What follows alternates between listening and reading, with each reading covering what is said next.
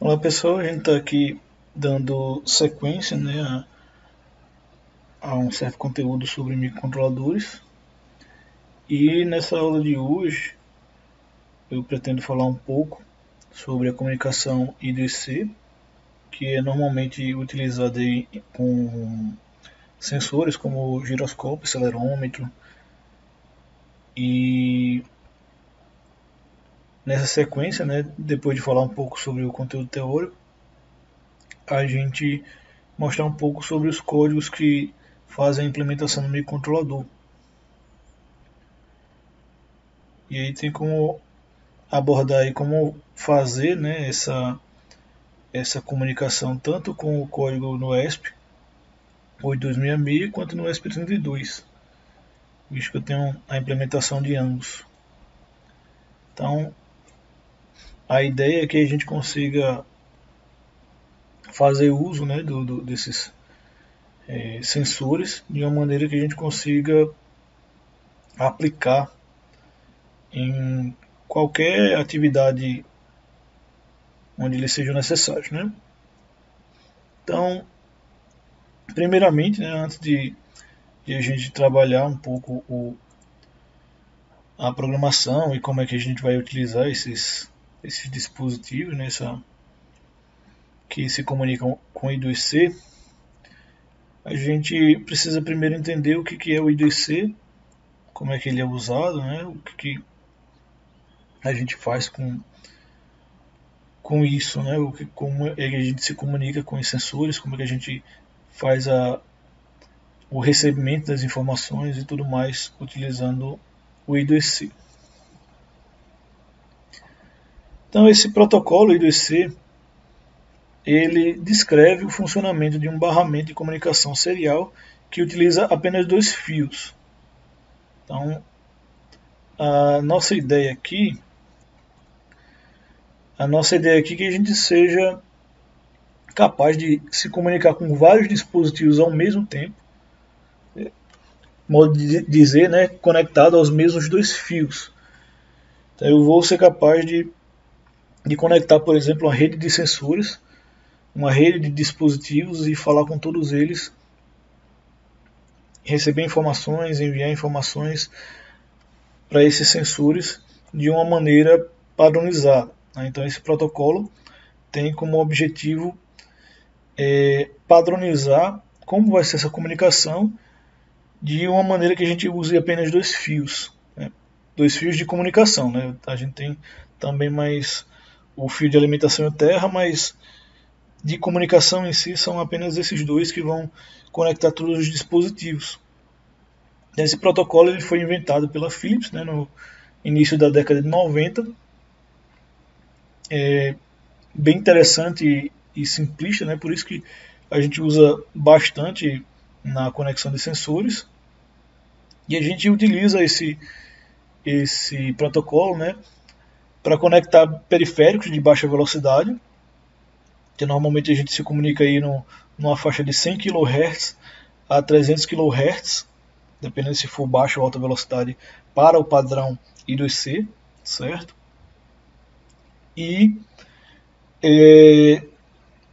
basicamente vamos conectar esses dispositivos, né, de baixa velocidade a placas-mães, microcontroladores e, enfim, qualquer dispositivo que seja o mestre. Depois a gente vai falar sobre essa história do que é mestre-escravo, mas em princípio a gente vai ter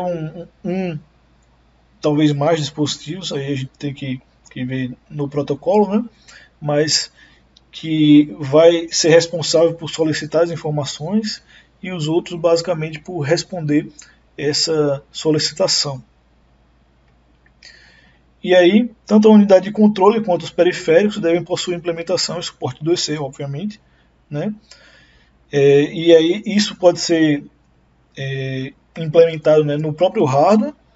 Então você pode ter um dispositivo que já tenha o protocolo implementado em hardware e você só faça a solicitação, que é normalmente o caso de muitos microcontroladores que já tem isso. Ou então a gente pode usar um CI externo que já faz isso, ou até a gente pode fazer a programação mesmo do I2C em software. Então é possível desde que a gente consiga, né, atingir as velocidades necessárias para fazer a comunicação. Né? Então, se eu consigo fazer a minha comunicação a 100 kHz, 300 kHz, bem, o que for necessário para você fazer a sua implementação e atingir os critérios de velocidade, tranquilamente dá para ser feito. Né? Como eu falei, né, a gente pode usar giroscópio, acelerômetros e tudo mais. Então, alguém pode pensar que tem alguma limitação de velocidade por causa disso, mas esses dispositivos normalmente respondem a 10 milissegundos, por exemplo. E aí, trabalhar a 300 kHz, 100 kHz é suficiente para captar 16 bits, que seria mais ou menos o máximo que a gente pega de um sensor desse, né?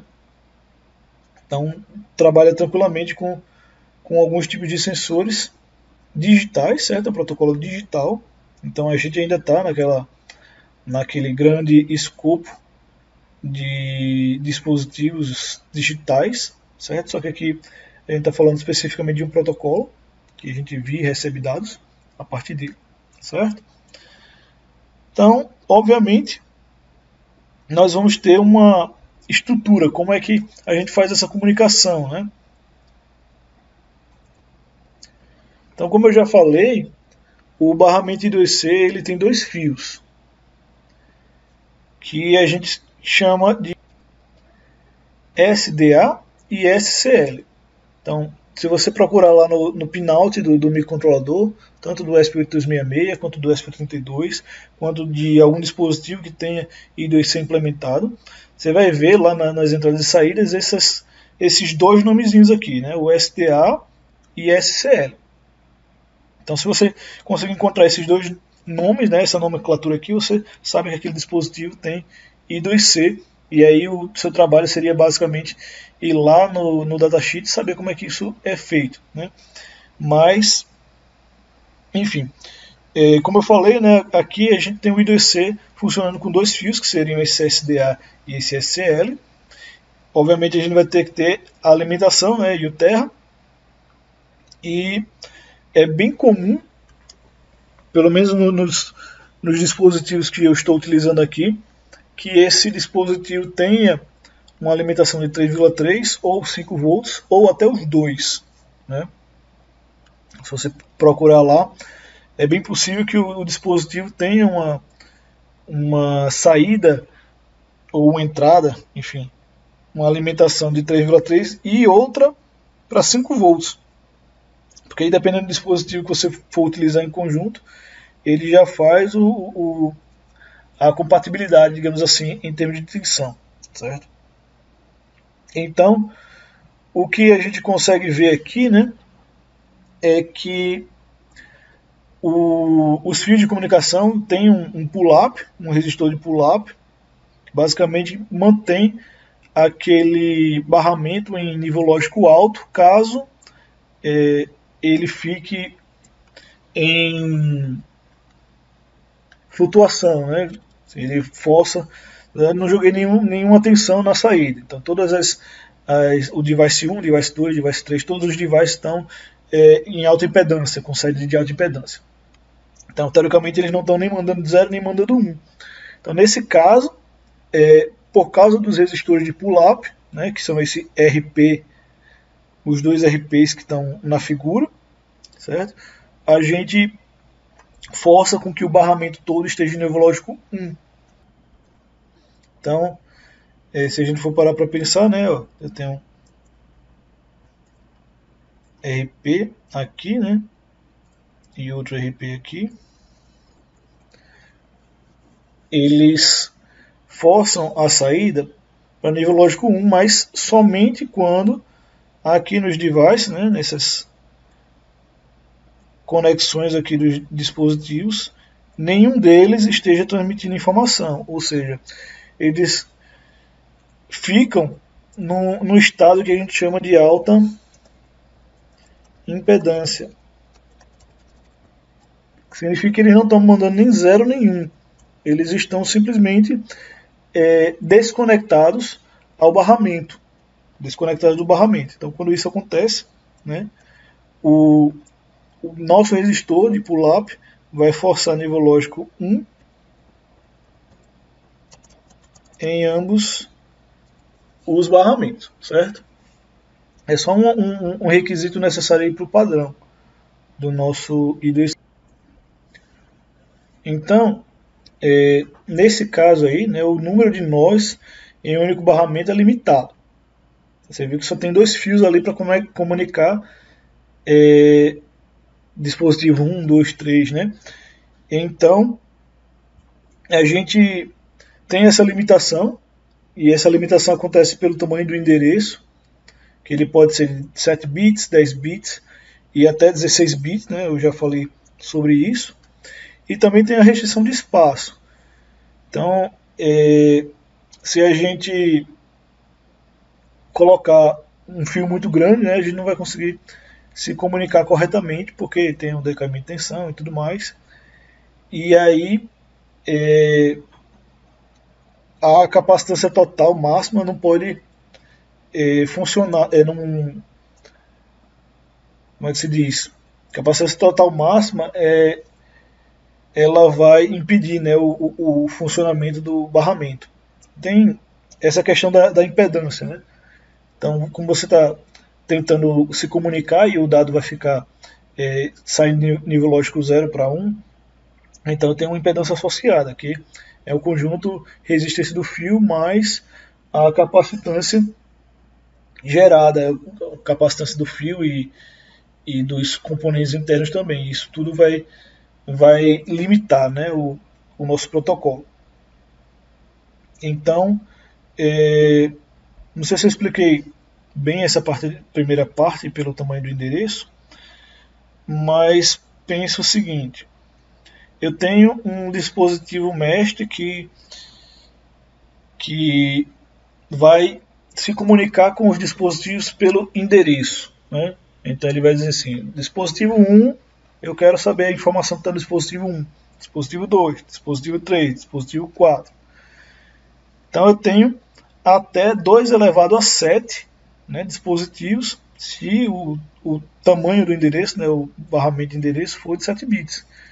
Então eu conseguiria me comunicar aí com, sei lá, 1000 dispositivos. Obviamente tem também o tamanho do fio, né, e que é o espaço aí que eu não posso usar demais, porque senão também não me comunico. Então vai ser para uma aplicação simples, você tem até fio demais e tem até endereço demais para poder utilizar, né? Não sei se vai ter velocidade suficiente para se comunicar com todo mundo, mas aí também é outra história, né?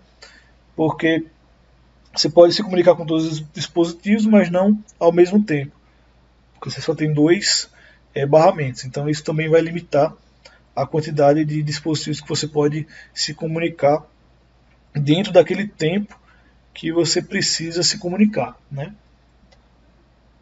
Se você for fazer controle de alguma coisa, enfim, né? Então, nesse protocolo, eu já até falei um pouco antes, né? Mas aqui a gente reforça que nesse protocolo a gente tem 2 tipos de dispositivos. Que é o dispositivo mestre, certo? Que ele é responsável por controlar, coordenar a comunicação nesse barramento, né, como é que os periféricos vão falar, e os escravos. Né, a gente tem os mestres e os escravos, onde os escravos são os periféricos. Então tem o mestre que vai solicitar as informações e receber as informações, e vai escrever e ler, quer dizer, solicitar, né, a escrita e leitura dos dispositivos, e depois vai receber o dado ou enviar o dado. E o slave, né, que é o periférico, ele vai reagir àquilo que foi solicitado pelo master. Então, nesse sentido, né, o que vai acontecer é que vai ter uma sincronização entre os mestres e escravos, né, os dispositivos, numa linha que a gente chama de SCL, que é responsável pelo clock. Então todo mundo vai estar trabalhando no mesmo ritmo, digamos assim. e o barramento SDA, né, vai basicamente se responsabilizar por enviar e receber os dados, de fato. Não só dados, né, mas também endereço e outras coisas, porque você só tem ele basicamente para enviar as informações. Então aqui a gente tem uma maneira mais clara, digamos assim, de a gente ter essa comunicação, né? Eu tenho aqui um microcontrolador. Eu tenho nessa parte aqui, né, o microcontrolador. Cadê esse aqui? Microcontrolador. Eu estou usando essa anotação, né? Micro C, que seria o nosso mestre. Então, basicamente, ele solicita aqui as informações, né? A gente tem o barramento do clock, a gente tem o barramento dos dados. E aí, por exemplo, nesse mesmo barramento eu posso ter aí vários dispositivos. A gente já até falou de alguns, né? Um conversor digital, analógico digital, digital analógico. Eu tenho outro microcontrolador também que vai ser escravo, que vai responder alguma outra informação. Então, dessa maneira, eu consigo um microcontrolador basicamente para coordenar, né, o tráfego das informações, e o resto dos dispositivos como indivíduos que vão responder aí à solicitação desse nosso mestre. Então, tem uma ordem, né, de funcionamento, o que acontece para que o I2C funcione. Isso aqui, você só precisaria entender isso se fosse necessário implementar o I2C em software, né? Porque aí depois eu vou mostrar para vocês como é que lê do datasheet e sabe como é que a informação vai ser enviada, né? Aí vai depender de microcontrolador. Quando eu tive que programar no PIC, por exemplo, eu tive que entender um pouco mais do detalhe do I2C, mas se você já for usar outros microcontroladores, o ESP32, por exemplo, ele já encapsula e você só precisa dizer alguns endereços que eu também vou dizer como é que a gente consegue pegar, certo? Então, no estado neutro, né, como eu falei, quando ninguém está falando, todos as saídas, né, os barramentos lá, o SDA e o SL, eles são mantidos em nível lógico alto, por causa daquele resistor de pular, certo? Então, no momento que eu quero iniciar uma comunicação, o mestre ele vai pegar o SDA e colocar em nível lógico baixo, certo? Então, essa é a instrução, certo? Essa aqui é a instrução que o mestre envia para que a comunicação inicie, certo? Então, eu mando o SDA para nível lógico baixo e depois eu começo a dizer qual a informação que tem que ser enviada, e depois eu tenho uma sequência também que é utilizada para nível lógico para ele parar, né, de se comunicar. Então, a gente sabe que quando o SDA e SL ambos estiverem por um período de tempo em nível lógico alto, ele vai parar de se comunicar, né? Então, como eu falei, né, para iniciar, a gente leva o SDA para nível lógico alto, e aí para nível lógico baixo, pelo mesh. E para parar, a gente leva para nível lógico alto. Então, uma explicação mais detalhada aqui, né, é que logo após o SDA ser levado para nível lógico baixo, o mestre escreve o endereço do dispositivo que ele deseja se comunicar, que poderia ser esse 0C0, que está em hexadecimal, certo? E aí, caso esse dispositivo exista, ele vai responder com um acknowledge, ou seja, eu consegui receber e sei que você me mandou alguma informação, né? E esse acknowledge é dado na linha do SCL. E aí, uma vez que os dois dispositivos estão sincronizados, né, que houve esse handshake, digamos assim, vai começar a transferência de dados, e aí o mestre vai escrever o endereço no registrador do escravo, e aí ele vai dizer assim, ó, eu quero ler ou quero escrever uma determinada informação. Então eu posso dizer assim, eu quero ler aceleração em X, aceleração em Y, aceleração em Z, ou então eu quero mudar a configuração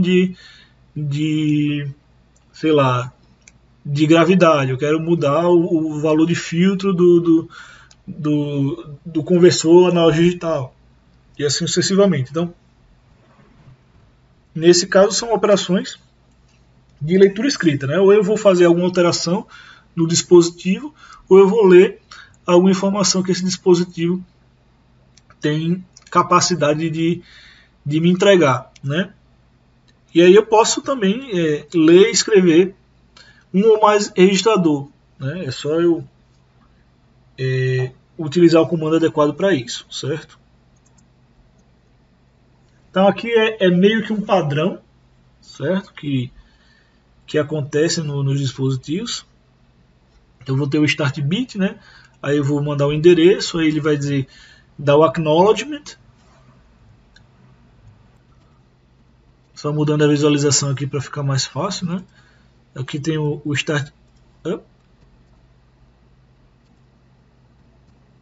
Tem o start bit, né? E aí essa parte todinha aqui é o endereço do dispositivo, né? Que aí vai junto com o bit de leitura e escrita do microcontrolador aqui. Eu quero ler ou escrever uma informação, né, do dispositivo C0. Então isso aqui é mandado junto, certo? Aí o que eu quero fazer depois, né, é que eu receber aqui o acknowledgement. Então, olha, eu sei que sou eu que vou receber aí o endereço para escrita. E eu estou assumindo que 0 é escrita e 1 é leitura, certo? Então, esse bit aqui sendo igual a 1, eu estou solicitando uma leitura do dispositivo I2C. Esse aqui sendo 0, eu estou solicitando que eu vou escrever no dispositivo, certo? Uma determinada informação. E aí eu mando o byte no caso de escrita, mando o byte no caso de leitura, quer dizer, recebo o byte, né, no caso de leitura, e aí uma vez que terminou o envio dessa informação, eu recebo um acknowledgement, tanto nos dois, né, e aí eu finalmente paro a minha transmissão ou continuo, né, fazendo várias leituras ou várias escritas. Enfim, aí vai depender de como você quiser fazer a leitura. Se eu quero fazer uma escrita repetida, né, eu posso fazer isso também. Então, em geral, se você pegar um dispositivo, um datasheet, né, você vai encontrar esse diagrama de tempo, digamos assim, né, esse sinal que vai dizer qual é o registro, o endereço do microcontrolador, qual é o registro que você vai acessar e o que é leitura escrita, e você vai poder receber as informações da maneira adequada. Obviamente isso aqui é um padrão, certo? Que eu estou colocando aqui para o I2C em geral, mas você vai precisar saber quais são os endereços, né, e os números que você deve esperar receber daquele microcontrolador ou daquele dispositivo, que pode ser um microcontrolador também. Então, o barramento I2C, né, juntamente com ele consegue se comunicar aí até 5 MHz, certo? Só que essa aí seria uma versão mais atual. A que a gente está utilizando ainda não chega a isso não. Mas você pode escolher um padrão aí de velocidades para utilizar, certo? Então, no nosso caso, a gente pode trabalhar entre 100 a 300 kHz. Mas aí, por exemplo, Se for com placa-mãe, normalmente você utiliza 100 kHz e 10 kHz.